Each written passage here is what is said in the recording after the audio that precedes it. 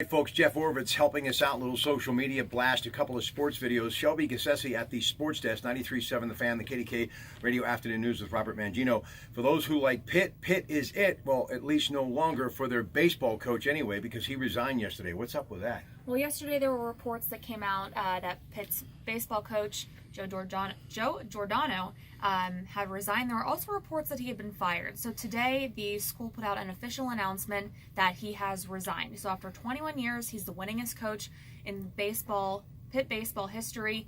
He has resigned. So they're going to be looking for a new coach just after the end of this past season, one of their most successful since they've been in the ACC. They went 29-26. They were in the semifinals of the ACC tournament, including a upset win over North Carolina, who ended up making it to the College World Series. Lots of good things brewing in the program this past season, but they are going in a different direction. Obviously, we don't know any of the reasons at this point, but they will have a new coach. At the end of the season, he tweeted about how excited he was for the next year, but he won't be there any longer. All right, you see how good it is to be a part of this great brand. We have some amazing talent: Shelby, Jim Colony, Eric Hagman, and our sports director, Jeff Hathorn.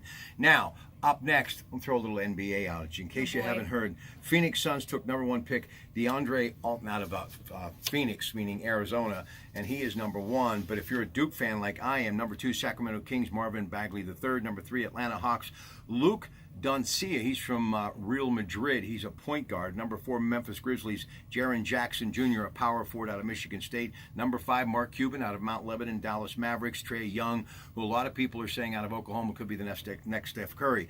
But because of that deal, Kyrie Irving going to Boston, I think Cleveland really got someone to get the motor going again if LeBron James stays.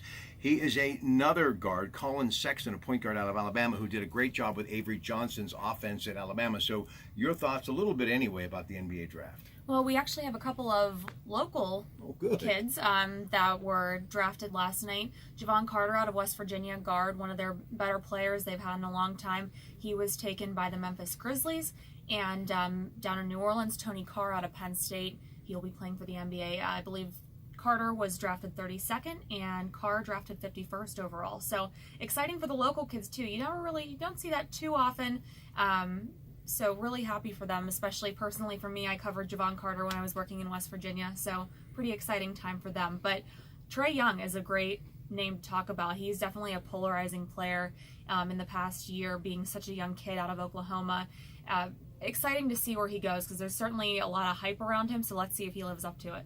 Man, she's very good, isn't she? We're going to come back. We'll see what she has to say about the NHL draft. We'll talk a little Pirates baseball, maybe a few other things. Shelby Gassesi working the sports desk here today at 93.7 The Fan, Kdka Radio, and spending a little bit of time with your Pratte Pack. Good afternoon.